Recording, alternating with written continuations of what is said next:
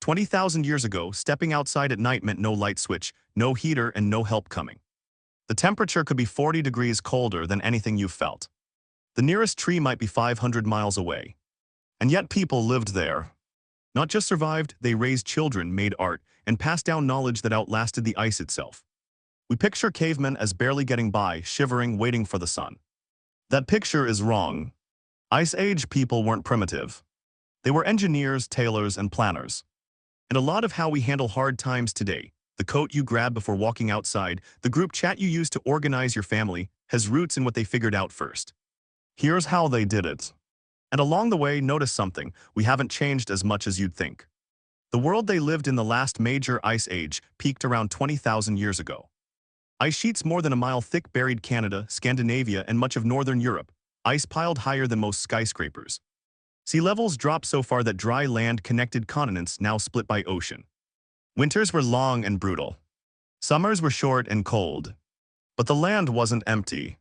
Herds of mammoths, reindeer, and wild horses moved across a frozen grassland called the Mammoth Steppe. Small bands of humans moved with them, usually just a few dozen people at a time, smaller than most workplaces today. That tiny group handled everything: hunting, cooking, childcare, tool-making, defense, and keeping every person warm enough to see the next morning. No backup, no emergency services. Whatever needed doing, that handful of people did it themselves, or it didn't get done. To survive that cold with no metal, no glass, and no matches, they needed four things: fire, clothing, shelter, and each other. Fire, the original power grid. Once temperatures dropped far enough, fire stopped being a convenience and became a public utility, the one resource everything else depended on. It cooked frozen meat, rendered fat for extra calories in the leanest months, sterilized tools, dried wet clothing, and kept predators away at night. And because a fire, once lost, might take hours to relight in freezing wind, people protected it the way we protect electricity and heating combined.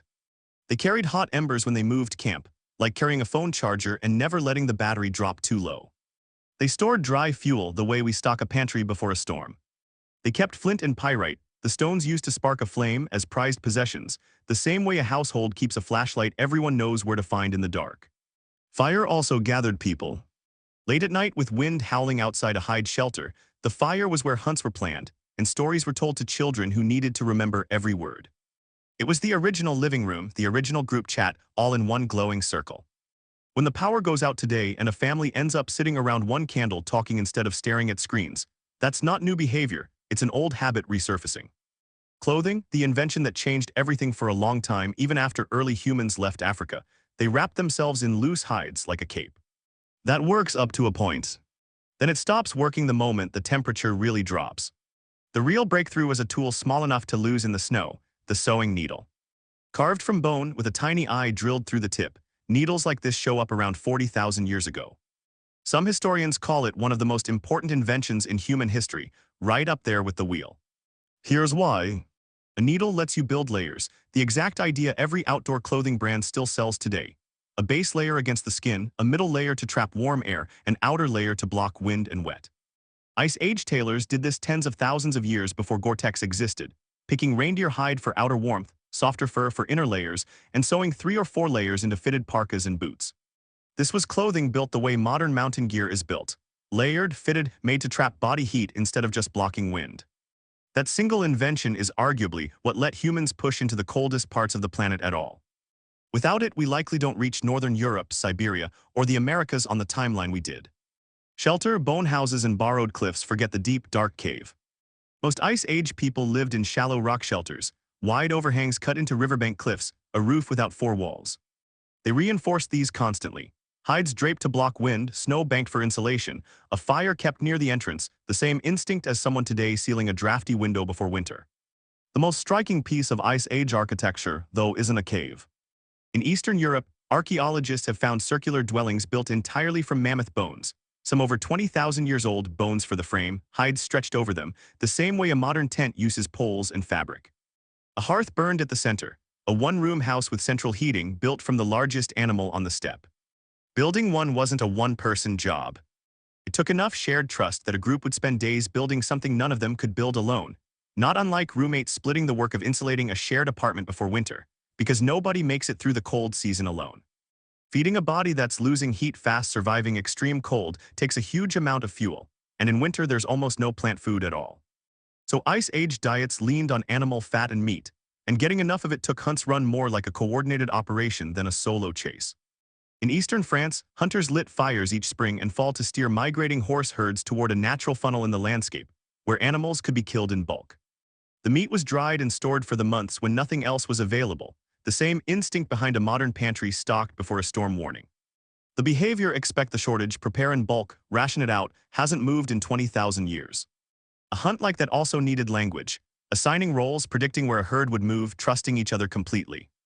Staying fed likely helped drive how we talk, plan, and delegate, the same skills a modern team uses for anything too big for one person.